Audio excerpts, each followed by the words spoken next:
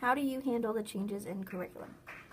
Well, usually when we have a change in curriculum, we meet as a department, and it's usually done the year before.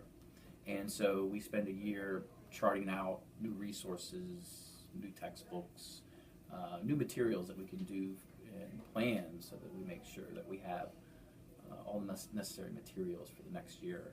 But usually it's multiple people, usually who teach the same thing, getting together and researching those new requirements and then putting things together for them.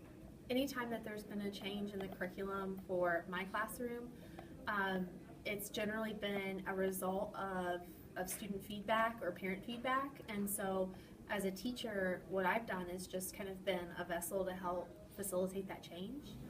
So, in my experience, when there's a change in curriculum, it's really, really important for teachers to work with other teachers in the same department and possibly with the curriculum staff in their district in order to make sure that everyone is on the same page about the curriculum change as much as possible.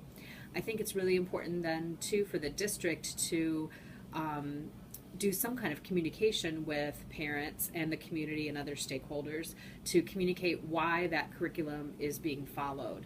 And sometimes that why is just that, quite simply, it's a legislative mandate. But generally speaking, even when it comes to something like, let's say, Common Core curriculum, if you look at what parents get upset about when it comes to Common Core curriculum, it's generally with regard to the English curriculum, more with the idea of testing than it is with the content of what's being taught. In Hilliard, we have a curriculum department at central office, and that department, all the people, the administrators and the teachers within that department, their job is to pull resources together and pull teachers together in order to set the curriculum that then the district uses. So if say a new class is developed or a new curriculum is developed, like last year we went back and revised the health curriculum for the district. So a whole group of health teachers came together and we worked with them to create a new, more updated, relevant health curriculum and content and assessments. And then that rolled out to all the health teachers at the high schools and the middle schools, many of which were involved in that curriculum revision. And then how do parents usually handle a change in curriculum? You know, it's usually mixed. I mean, many times, many parents don't even ask about the changes.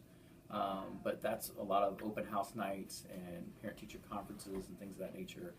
We can discuss a lot of those changes.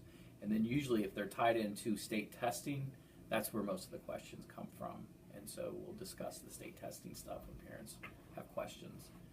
And that changes almost every couple years at least. And so, you know, at the end of each semester, we ask students for feedback. What are things that you do like about the class and about the curriculum, about the teaching methods, and what are things that we can make better? And, you know, during parent-teacher conferences, I'll also ask parents for that feedback as well. And so each semester, I just take that information and do whatever I can, whatever my part is in helping facilitate that change to make it better. If there's something that's beyond my power as a teacher, then I'll give that to my superior, which would be my director, and make those recommendations or give that feedback to them so that they can then take it back and process it and figure out if it's something that we're able to accommodate, if there's some kind of change that we can actually make. Sure, there are parents who get worked up about, oh, our kids aren't learning cursive anymore, or maybe they think there's too much emphasis on nonfiction rather than fictional text, to give you an example. But generally speaking, we don't hear a lot of complaints about the curriculum.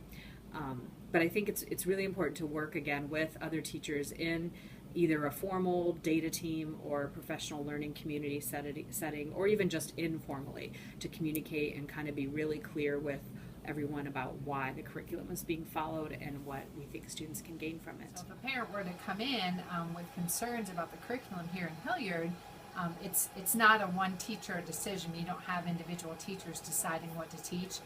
It's all done very collaboratively as a district level, and then all of that curriculum is rolled out district-wide.